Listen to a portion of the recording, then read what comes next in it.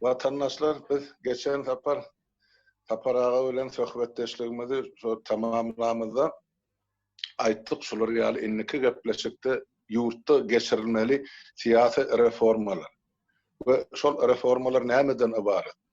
Şu reformalara siz öz şahsy garaýşyňyzy aýtsaňyz, näme de görýäňiz şol gelecekki ýa geçirilmeli reformalar? Şu barada söhbet etsek taparağa. Doğru Halmurat Bey, siyasi reforma nämedigini ben düşündirip oturmayın. Sebäbi yani Ors mekteplerinin 9-njy klasanyň nemesinde programmasında da vardır bu zatlar. Onu bunu düşündirmek maňa garanym bolsa bu millettiň derdine diýenýärler. Halmurat siyasi sistema näme aýdylýanyna sen bilýän. Şu wagt biziň siyasi sistemamyzyň adyny ýa-da nemesini nähilek aýdyp bilersiň. Nähilek sistemamyz bar şu wagt. Bizde ideal sistema yok. Yüze tutarlık sistema bar olsa onu ortasır feodal kuruluşu var bizde. Şu sistem. Bir adamın hakimiyeti. Ben aýtjak boloýunla ben görüşüm ýa-ni Beýik Taňryň ýerdäki wekili tapatynda onu Marksizm, Leninizm bilen garylan ikisiniň formasy bar da. Şu wagtky ýa-ni Demokratik Partiýa diýilýärmi şu partiýalaryna? O öňkü kompartiýa ýany öwürdiler adyny. Başynda kim bar başynda? Ben son başynda kim oturanyny bilemok dogrusyny aýtsam. Ol güne başda Musaýew bardy, Onjuk Musaýew. Onjuk Musaýewiň kimdigini bilýän? Hak, dogry. Ýerde işlärdi. Näme-de CK'da işleýärdi. Yok. Institut Marksizma, Leninizma diýär. Şoň demekdir ödüm. Ilmi dereceden matur, doktor mu, kandidat mı ödüm. Şolar ýaly bolmaly.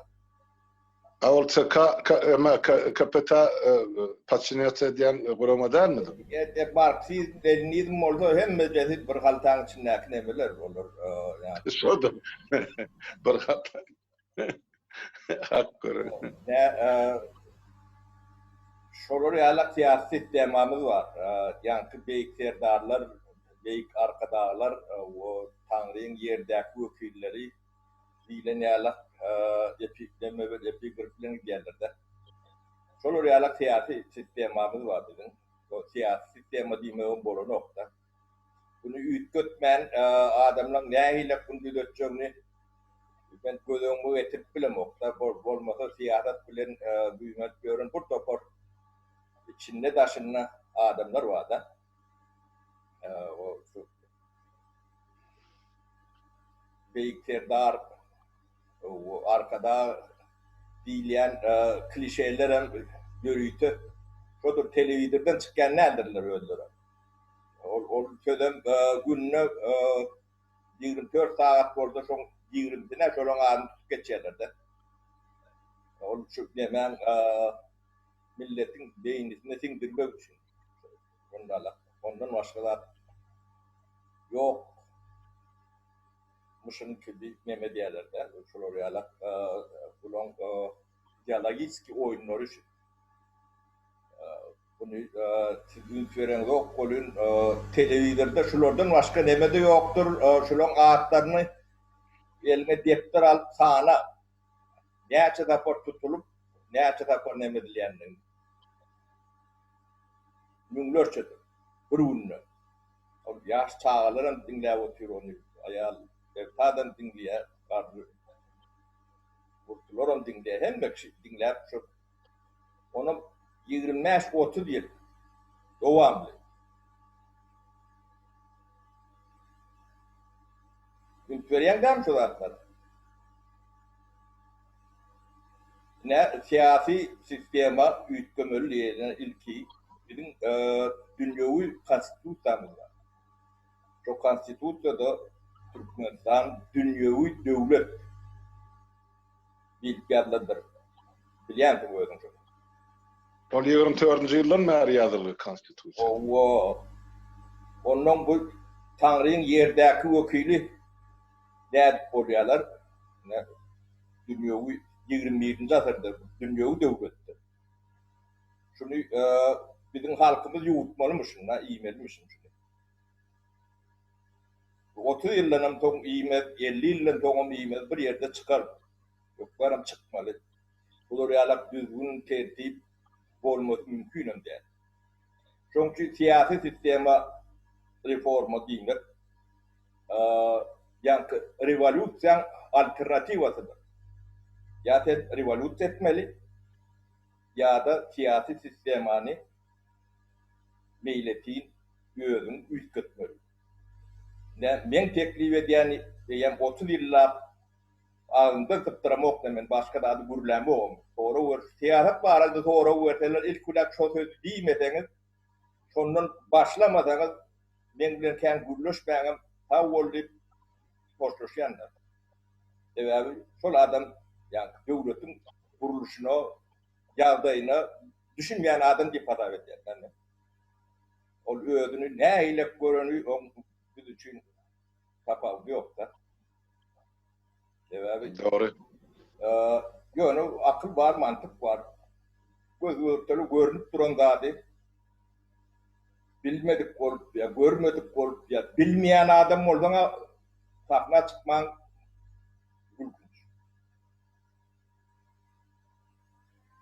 Geçen yılda bir adamlar düşäýände de olaryň telbet bakçylyk etmedi. Şimdi şu konstitusiýaň içine seyretseň, ýa-ni prezidentiň ýa-ni kanun çykarjy guramalaryň ýerine ýetirji guraman hemmejesi türk gelip bölünüp ýarlandy. O erejelenip goýulan hemmesiň. Hemmesi Hukukan borcu. Bar. 91-nji ýyl konstitusiýamyz barda. 92-nji ýyl referendum geçirip ýene bir tapar saýlaw geçirdiler. Gelem ýadyna düşýändir. Hawa bar. 90 näme üçin geçirdiler şol bilýän? Bir ýyl aşyryp iki tapar saýlaw geçirdiler de. Şol Niýazyň häkimetiň berkitmek üçin edildi. Ýok. Onu näme üçin? 91-nji ýylyň konstitusiýasy boýunça Niýazow prezident bolup bilenok. Onu ilki diladan resmi ýa-ni adalet ýa-ni Ministerstvo Ýustisiýa baş upravleniýeti bar. Türkmenistanda mı? Owo. Şoň начальник управлениýeti bar. Şol daýança interview berýärdi. Edil şo barada. On adyny bilýän şol olur. Yok. Iqlimov diýär. Iqlimov. Hawa. Doğru. Daýanjyň birinji sanynda bar şol ýazylar. Owo. Eden şolda çok gezip ýazyldy. Niýazow şu konstitusiýa boýunça prezident bolup bilenok. Öyle resmi adalet ministrliginde, Ministerstvo Ýustisiýa baş upravleniýetiň başlygy. Resmi deme berýär.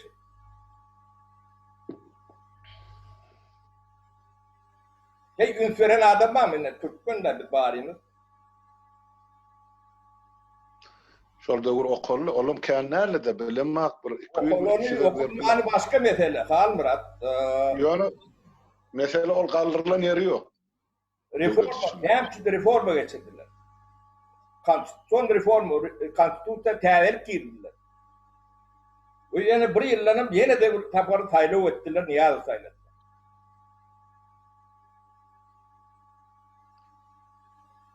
Şol konstitusiýaň esasyny şonu resmileşdirmek üçin edilen işde bar.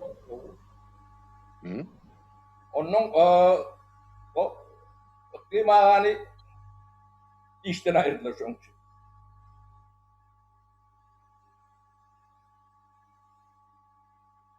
Ama şu durmuş başlattı ne şu kaniydi. Bärde düşünür aýtmal bir zat bar. Diň görüjilemizde bular bir ters akyma gitmedi ýaly.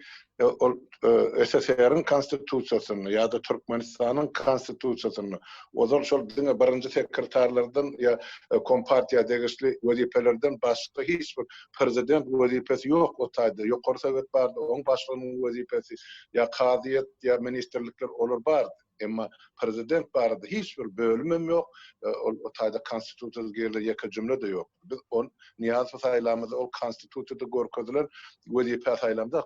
Şonu aýtmak gerek halka.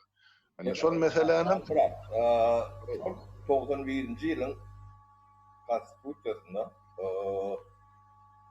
5 ýyl Türkmenistanyna bolmadyk adam şu taýda bolup bilenokda. Olam yurdun daşynda boldy. 5 ýyl ol ýerde CK'da okudy, Moskwada okudy. Men bilýän, şu masalan aýtdyňyz bol, şu iklim agan ýazan sözleri şumal men hakykatama gelýär. Ol fakt bilen getirdi. Da sebäp niýe şu döwür Moskwada, Leningradda okuwda gezip ýördi. CK'da ol yurdun içinde 5 ýyl ýaşan adam da.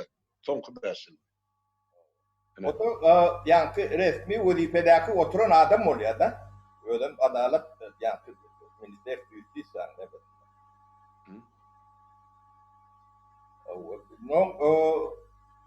Siyasi reforma geçeli.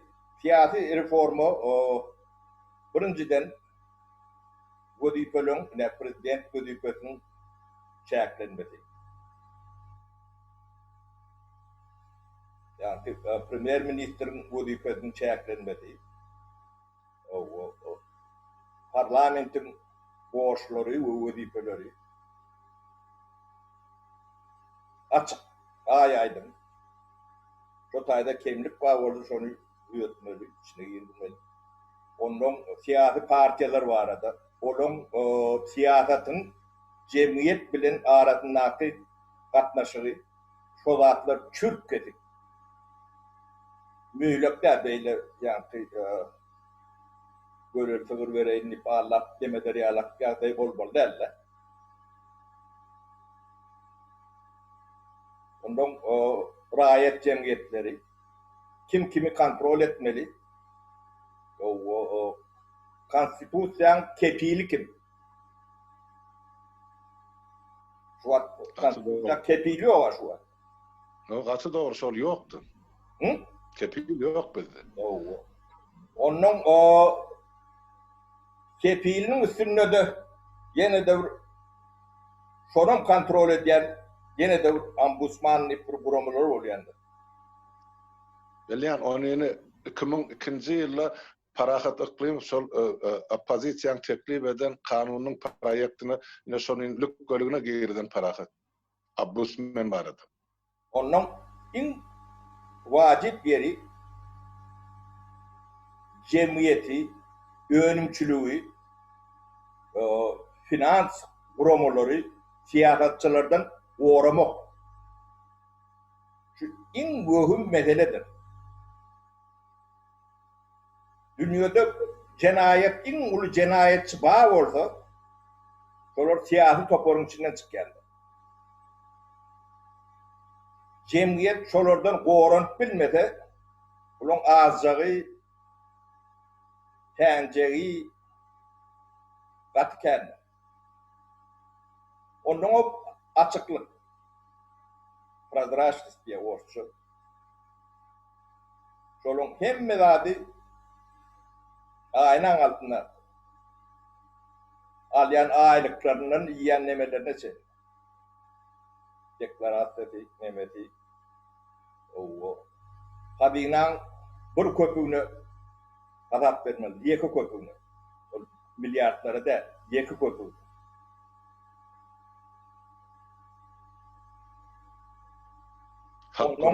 Alın mülkün oranması ellermesi zaten. Mülk bir devletin sütünüdür. Esas sütünlerini giydir. Bu yine de başka da detallar var. Biz bunu tana oturmak dememiz yok da men ýatlar bunu demetmeýärim de. Siyasi reformanın içine giren zatlar şolon hem beje şolor. Son hususiyetçilik barada bazar iqtisadiyatı barada. Yersu barada. Hem meclisinin yeka kağıda değil. Şulon kepilleri, garantisi. Konstitusiyada. Yeka konstitusiyada değil, on kaptanlar şonu nemediyen Paza kanadatına akıtlar değil ya da onu.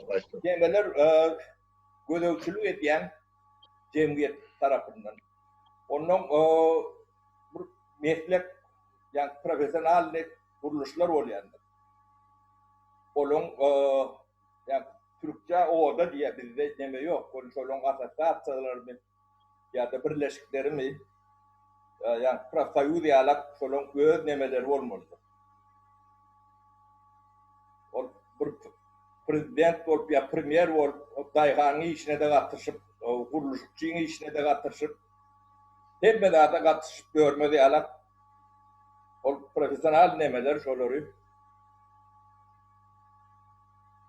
olur yok man administratif neme derlerin şolun meslek birlikleri şolun hakkını orar ya alak medeleler devletin önüne koyuyor ya alak durumlar olmalılar. Bu çok önemli spor toporda.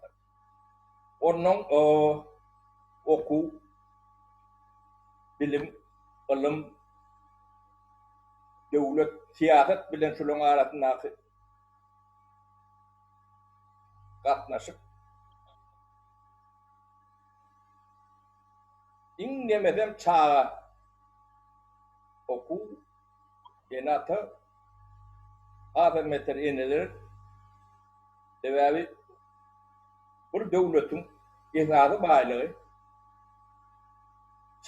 çağa yetiştirmeli. Kadir yetiştiriyendir. Doğrunun temillik yaşını yetkense şolun şertleri prezidentten o olmalı. Prezident kim? Hiç kim? O gelen gidiyen adam. Hakkına tutulan menajer. O hakkına gelen menajer ya. Yurdun eyesi çağlar öyle garlar. Şveysa'da da son yalıdı. Dünya özel devletten kalapinle şunun alaktır. Ben ne şu demeden son videonun aşağına ne beni Orçça ödüm, Orçça tercüme ettirdiler, Orçça birinci kanal attı. Şu Finlandiya okul sistemasını vurun oraya da. Oradan şunu bizim dinleyicilerimiz görsün, dinlesin. Onun Türkmenistan ile dengeştirsin. Son şulara ne ile cevap vermelilerini özler tespit etsinler. Hak kurun yazır. Ben derdi bir zaman koşmasaydım, Urus Hotbersen sözün mü öyle yani? Sapara görcülemez için düşündün. Finlandiya bizim yaşayıp oturan Sovet devletimizin komşusu. O taýda ýanky mektep reformasy, çağalar, garrylar bu arada edilen alanda biz üçin bir cennetin ya behiştin bir görmüşi ýaly bolup görnýärdi. Türkmenleriň durmuşyny göreňdi, ýa-da geçtireňdi. Hani ýa-ni geçen ýyl bular hökümet saýladylar. Hökümet baş tutany Zenan özüm 34 ýaşyny töweregindäki beýleki ministrleri şo ýaşdaky adamlar. Diýmek şular okuwy bilimi güýçli bolansyň şo ýaşdaky adamlar häkimet dolanýaryna gelýär diýjek bilen. Sebäp alyn bilimleri güýçli. Olaň ýaşyna göre wezipe berilene o taýda. Bizde bolsa ýaşlar hana Türkiýeden çykyp hemmejim hyzmatkar edip goýdylar. Bagyşlan sözüňizi böldüm, aýdy berin Sapara.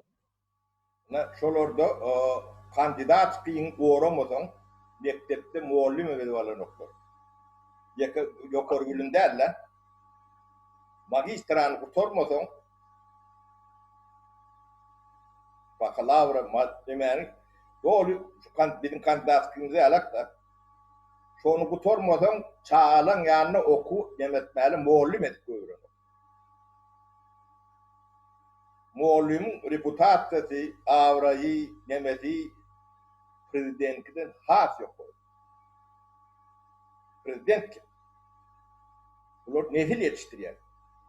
Yetip zavodunu, fabrikany gurjak işletecek, tedaviatlar tapacak, nemetecek şu çağlar erkek günümde. Finlandiya 40 yıl bundan on beyli ötön yoktan. Yo hiç adam değil. İkinci Zahan Orsun'dan soň bir yıkılıp yatan bilen iktisadiyeti var. Nevtem yok, adam yok. Elbette. Indi neft satyan Norvegiya etine bu tarçı. Şulon gelecekki nesil üçün. Yankı nemedeki yığınan pulları trilyonun ke. Bu neçe trilyon? Milyardır değil, trilyon. Şoň üçin neftinem kestiler şu an satan oklar na bu düş. Adına madem. Türkmenistan'ın bilen den muktarda gaz nev demeleri var.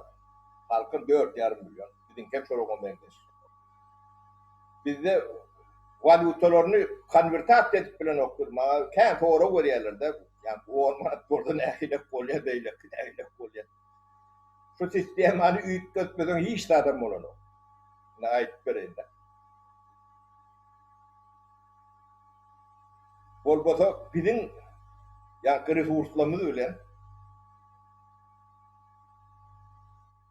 Yani şu kadın gelen 78% kulum bizim bankımızı doğru обеспечение bile saklap biliyorlar. Şu manat karbitir olur ya da. Yani 78%. Hani o kulum.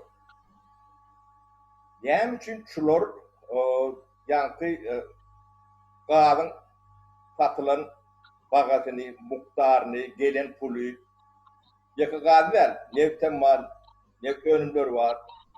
O kadın çıkan beylek önümler var. Eksporda giden katlar. Yani için şular hatavını açık veren o. Mesela, yani doğru da.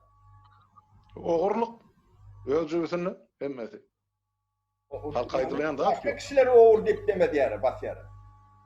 Şo da halal işleyecek, arası işleyecek adamlar oğurlukta ayıpla pana alırlar da bütün hazinanı eline. Yine şol 94. yılın var. Näme edildi geçen 26 yıl. Hiç da yurdu yumurta toğula vermeledik koydular.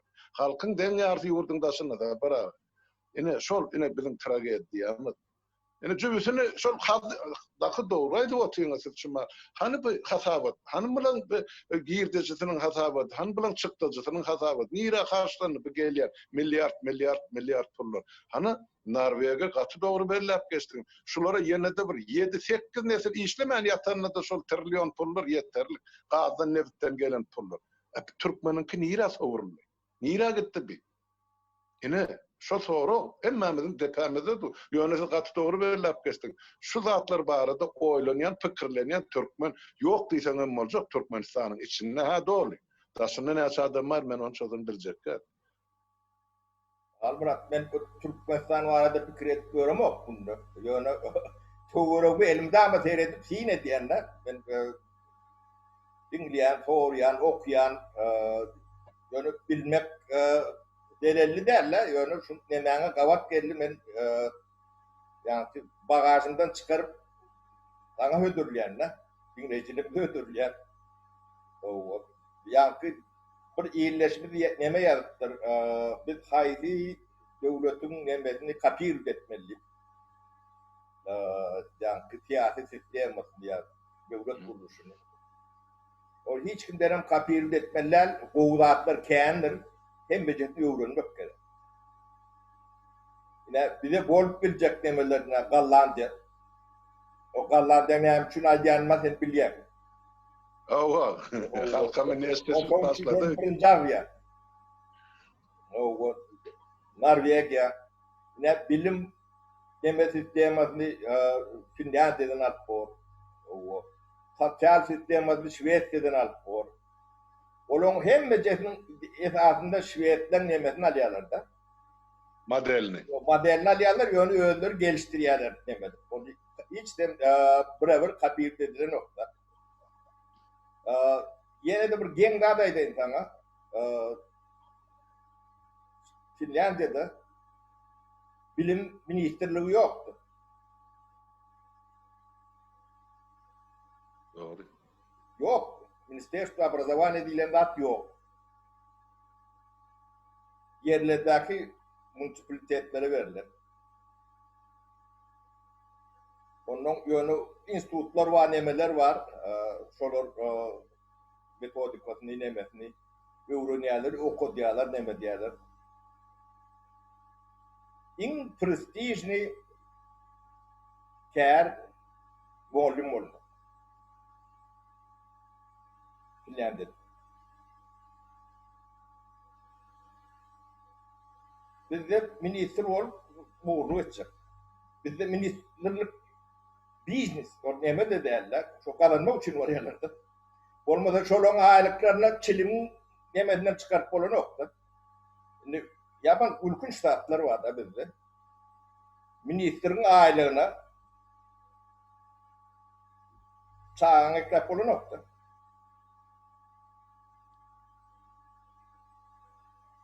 O bizim dövrümüzde ben Bravo Kulübü bilenler Çilimcağa çeken oluyor da çilimde yeten nokta ben bilenler hadaplaymalılar çilimin nemedinde. Ondan Kovca'da yaşat diyorlar. Hem Mekşehir'de oğur diyorlar.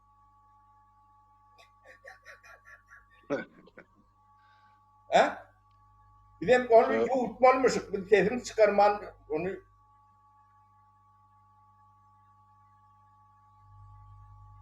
anlat. Şu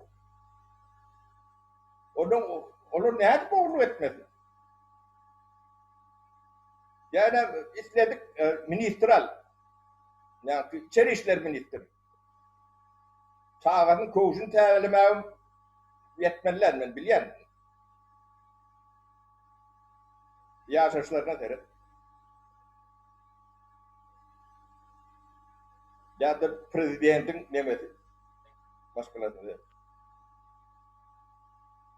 Bu sizin yemeğiniz ne bu? Hani diyor watch'unlarını uğrup dururlar da hani. Buday ödleri, koltan ödleri. Onun bu iktisadiyet ne yapıp düzeltmeli? İrkülasyon düzeltmeli, hiçlerini düzeltmeli yani. İrkülak bir siyasi kuruluşun, devletin siyasi kuruluşu. Ne bir kovda edecek kollukta. Kovumlarını yaramaz, orta yollu. O çıklayıcısına, dehmedine, dağıtına da seyredin oktu. İki doğduğunun arasından çıkan göz bilen öyle. Yok diyelim de. Olur halkın bakıyetine de, devletin bakıyetine de ne düşünen oktu, düşünetlerim verin oktu. Ona cevap veren oktu.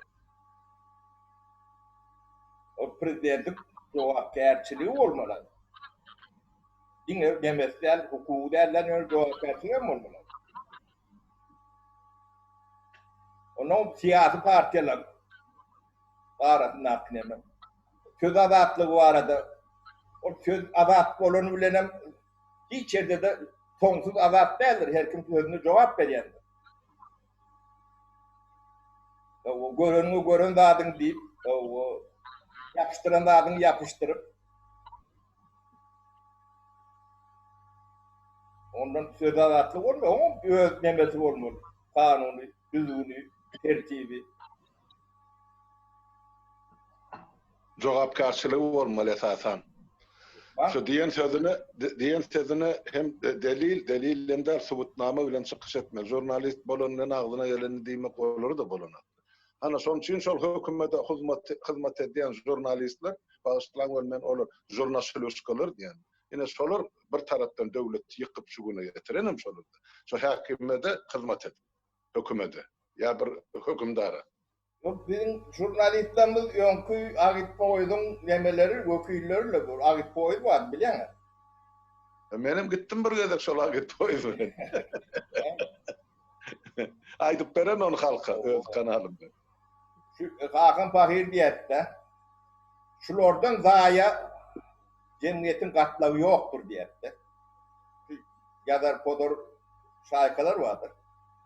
Ödüm jurnalist Mehmet Bağol'un yönü şoları alak atma şeynesi vardı. ben şu siyasetçilere olan alergiyem yala.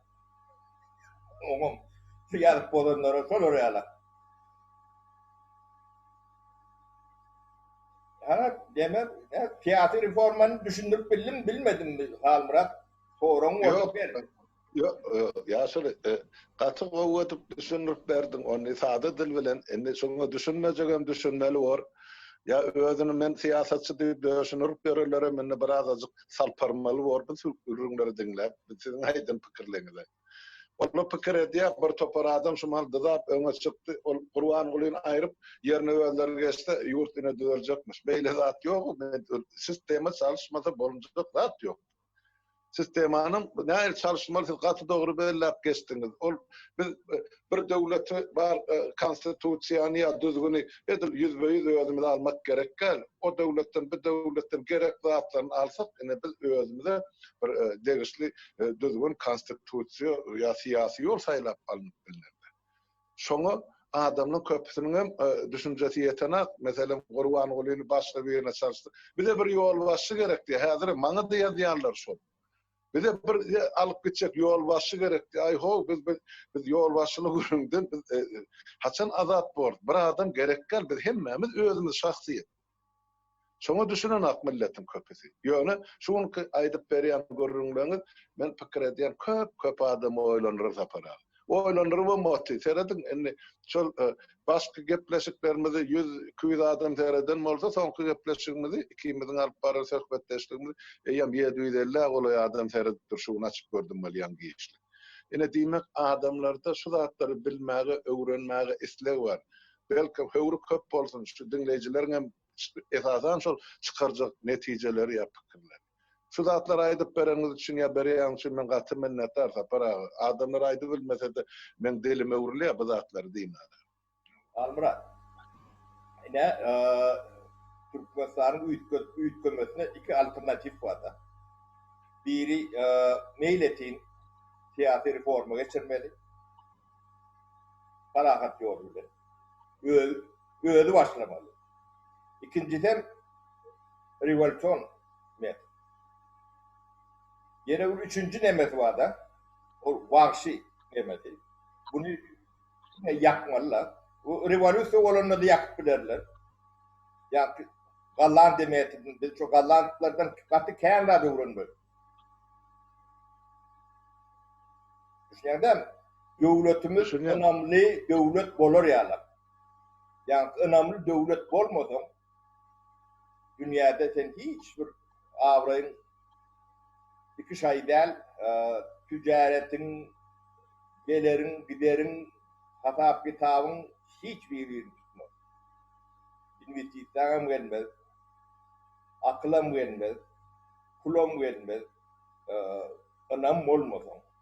Önemli in önemli zattır. Adamda da şartiyet boyunca düşünmelidir. Doğru yaşlı. Yalanı sonuçta bir hata edem doktor. On oğurlukluğunu bir bilem dok. Yalan oğurluk. Yalan sözlemen özü oğurluktur. İkisi geçsen zattır. Yalan sözler oğurludan hazım ağırdır. Cezatı, günahı. Yani yalanı boşa sözlen o var. Çünkü demelerde, senelerde boşa aydıp, yani prezidentten şanından emet görünmeler var da, şarlatan yani. Oğurdur şolu. Yalan sözler, bulun hakkını yiyerlerdir. Şolun ahlavını yaşayarlardır. Ne oğurluk, Türk'ün yani şu zatlara düşünmesi gerekli. Ne şu hakkı devlet demesinde adamlar neyle yaşamalılar da soruyorlar da Mehmet'ten olmayan diye diğer gününü ne hep görülüyor. Ha Türkmencesi göz aydan da götün vermeli, günün vermeli diye de şey diyorlar. O evliyanımızın sonunda ne gününü vermeli. O yankı mertebeğini satıp ayağa çağını atıp çölü yiyelirdi. Şuna da rıza. Abi kelle kaldırmalılar mısın? Yani kodat giymeler misin? Ben Türkmenistan'la yani in öngüvarcı adamlardan nerede? Benden yok orada hem yaşı, bilimi, hem medadı oyuncu değerli yüz milyonlarca adam var da. Yani ki birini tez çıkarıyor. Şunlarla kaptanında elde de oluyor. Sonra uğraşında sormam. Öz adı bilen. Öyle adı bilen. O vatan olarak gerekkenken ben şu zatları düşünemekte. O biz malımızı vermeli, canımızı vermeli, hem bedadında ortağı koymalı, sonundan bir halkın düşmanı olmalı. Mesela ne mesela şu tay. Hangi şu zatları ayrı oturan şu tay peçatlı halk düşmanı ne hangi şu zatları vurulun ver oturuyor da vatanın, devletin, yurdun var. Bu zatlar ağaçtan albıra. Onun bärde sonra ýüze çykýardy halkyň kimin üstäýdi halkyň düşmany. Şol häkimeti basyp alan 5-10 sany guş kellemi ýa-da şu döwletiň halkyň aladasy bilen ömrüni ýaşaýp oturan adamlar. Men beýleki agyrly ýerlerine aýdamagym näçe adam bular zynnalardan geçirdiler ýa owadan nepeden. Şu halkyň bähbidi üçin gelecek üçin. O urunlara da gelir, gelecekde ol ýöne bolýan zatlar şu ine görüp otur. Ya halburat ýagda şeylerek halburat var. Indi sapara ustada bir soru vardı. Indi ol hakimiyet eýelä oturulan milletin hakimiyeti bermejek gözüňe getirmegen kynarlar berlinejek görünüp duran zat olaýam oglunyň aňyrda aktygyny taýýarlap oty. Erti bu konstitusiýanyň gerek boljagy men gaty şüphelenýär sebäp bol ýanky paçalyk geçti onun bu konstitusiýada gerekkel. Ýöne evolüsiýon ýol bilen boljak men öz pikirim bilemek kim näme pikirde bolsa bu evolüsiýon ýolsuz bir döwleti döredip boljak. Almurat. Diňe şol. Men öz pikirim. Gözüni bölýän bolun ýanky gaty evolüsiýon ýetmäkä görülünde.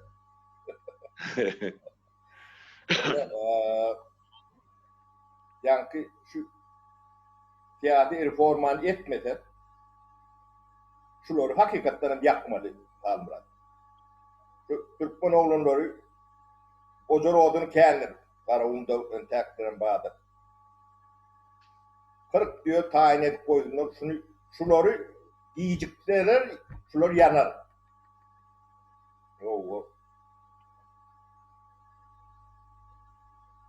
Yokman yanar. Böyle yemesini bilip akıllarına, huşlarına gelip şular siyasi reformadan başlamalı. Birinci prezidentin hukuklarını çeklendirmeli. Tüydün yerine getirici organın hukuklarını Türkiye'de Parlamentin hukukları. Parlamentin hukuklarını emmedadi yerli yerden yuvaş canlı diri kalacak bolsalar. O biz yani halk bu ediyen zadını yutma. Yer ödüyor da bu nebelerini 30 yıldan sonra oturduk benim ayda oturuyor. Şoda. Demek bir talap kendinin talap çıktı yine de birilerinden çıkardı. Başka da bilyen adam vardır. O da onun sorar. Şeydi faydar. Bu prosesi saklap bilmediler mümkün hem der. 21. adı. Ona bloriyalak mümkünçülük yok. Vurlaştı, çayın başında vurlaşıp otayda da gali yaptı. Şimdi böğürü ütmü de bırak. şular şunu etmedi. Gateylek olur. Gateylek. Halka melek ederler onun üyeleri, ondan ümmeter. Şu halka çektirenden 10 etse ken çekerler.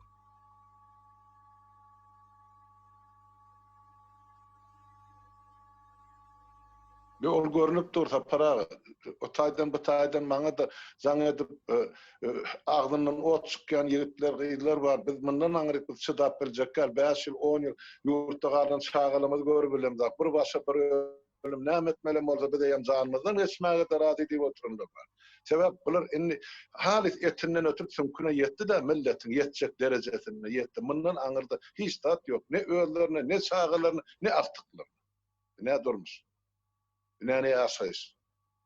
Adamlar gönaýdy otylar on maňa jaň eden. Çekinýän adamam ýok bu meselede. Biz 2 gramy deňledik, ýaşul näme etmelem bolsa, biz taýýar diýip durady.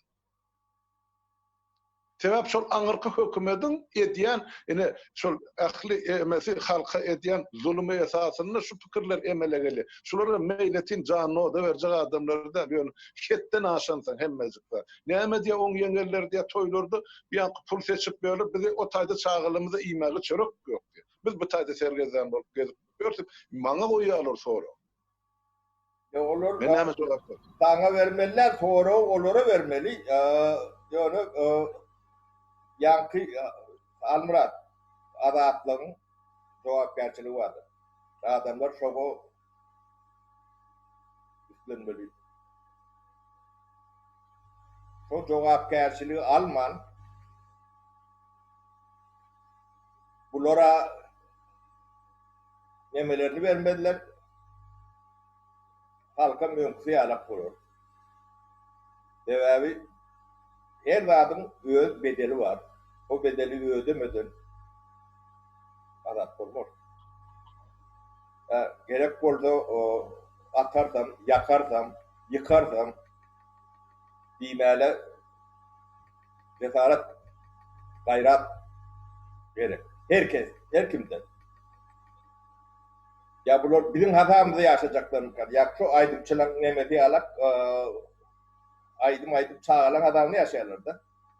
Bu halkam bilen ikimiz gidip onu yankı o dönem özüm diye nap o dönem özüm diye onun buları yakıp onun halkam bağlı olmalılar. Onun ikana dikar ne buları yaktı deyip bizi yakarlar da o da var iyiden. Yok ben o kolay zaten. Anladım. Halk şu da atları elementar zatlara ne düşünmesi gerek. O başka bir yerin hataına bakıp olup politenlerdir. Yankı böyle sığır verecek diye var yerlerde niyazım demedi. Hava Mercedes'in markaptan. Şimdi o gözlü hata neme sığırı bir soğrayan adam yok. O bir görülün hatamıdır. Ne ya doğulu muhtedirle neyme olan ayıp vereyim de doğulu nemesi bir de değiştirildi. Han ayıp veri asıl. Halkam bilsin şu. Bunu da doğulu muht diye de. Ondan bir kaydan sonra doğulu fabriğin direktörü geldi. O muht olun biz ne etmeli diye de. Ne edip aylık veriyle adam. O bütçede o. Ondan uğraşıp, beyğirşıp, demedişip, o bütçede pul veriyetledim. Yani bütçe, resmi demedim. Yarım yalta doğrudan ev verdik. Onun kalanın bir ödümüz verdik. Yani ödüresi oldu. Onun gad muhtiydi. Gad muht bolup bilir. Bunun yönü o tak varyança transportör okudu var. Komünikasyası var. Çıkartmağı var. Olur hemen adam etmeli onu.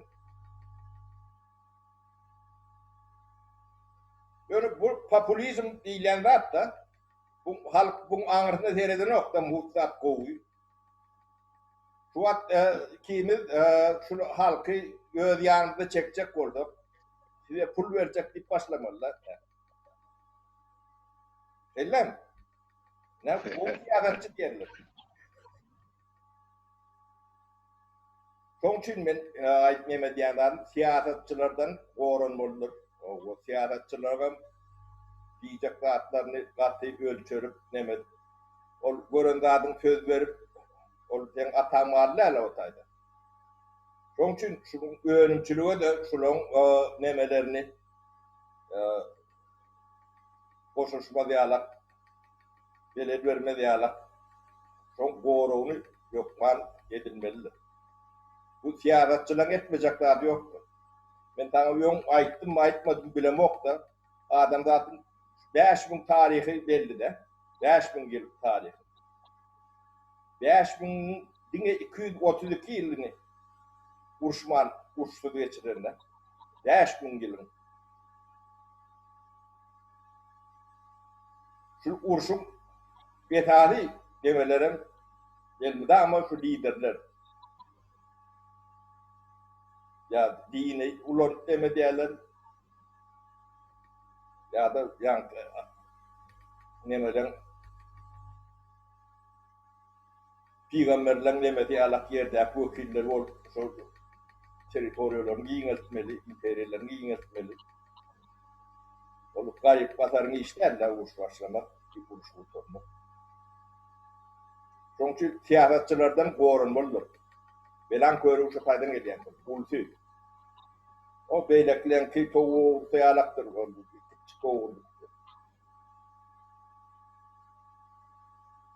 Siyasetçilerden katı korunmuş. Şu mekanizm olmadı. Hiç devlet yönetmenlerdir. Nesibette de öyle görü oturdu. Bir siyasetçi yani devletin kredi kartası bilen öz maşinini bindiğim önüne eğilip deme çıktı. Derve tapyalar onu. Oo. Vay diyorlar diye. İşin taşıp deme diyorlar.